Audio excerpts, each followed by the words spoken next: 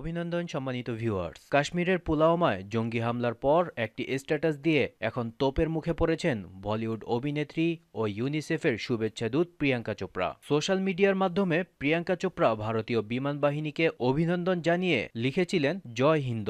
তবে পাকিস্তান এই বিষয়টিকে ভালো চোখে দেখেননি। এদিকে ভারতীয় বিমান বাহিনীকে সমর্থন করায় ইউনিসেফ থেকে প্রিয়াঙ্কা চোপড়ার অপসারণ চেয়ে অনলাইনে আবেদন করেছেন পাকিস্তান। প্রিয়াঙ্কার বিরুদ্ধে অভিযোগ, পাক ভারত উত্তেজনা নিয়ে তার ভূমিকা নিরপেক্ষ ছিল না, তাই এখন আর ইউনিসেফের শুভেচ্ছা দূত হওয়ার যোগ্যতা নেই তার। পাকিস্তান লিখেছে, ইউনিসেফের ব্র্যান্ড অ্যাম্বাসেডর হয়ে প্রিয়াঙ্কা কিভাবে ভারতীয় বিমান বাহিনীর পক্ষ নিয়ে সোশ্যাল মিডিয়াতে টুইট করতে পারে। একজন ইউনিসেফের ব্র্যান্ড অ্যাম্বাসেডর হয়ে প্রিয়াঙ্কা এই কাজ করতে পারে না বলেও উল্লেখ করেছেন পাকিস্তান।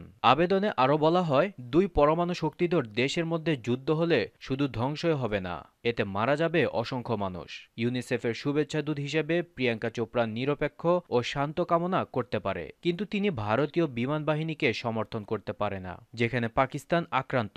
সে কোনোভাবেই এমন পদবি ব্যবহার করতে পারে না। প্রসঙ্গত, কাশ্মীরের পুলওয়ামায় গত 14 ফেব্রুয়ারি জঙ্গি হামলায় ভারতের 44 জন জওয়ান নিহত হয়। এ হামলার দায় স্বীকার করে জঙ্গি গোষ্ঠী জইশে মোহাম্মদ। তবে এ হামলার পেছনে পাকিস্তানের মদদ রয়েছে বলে দাবি করে ভারত। এরপর থেকে দুদেশের মধ্যে উত্তেজনা দেখা দেয়। এরপর জঙ্গি হামলার প্রতিশোধ নিতে ভারতীয় বিমান বাহিনী পাকিস্তানের অভ্যন্তরে ঢুকে বিমান হামলা চালায়। এ সময় ভারতের পক্ষ থেকে দাবি করা হয়, জইশে মোহাম্মদের ক্যাম্প ধ্বংস করে দেওয়া হয়েছে।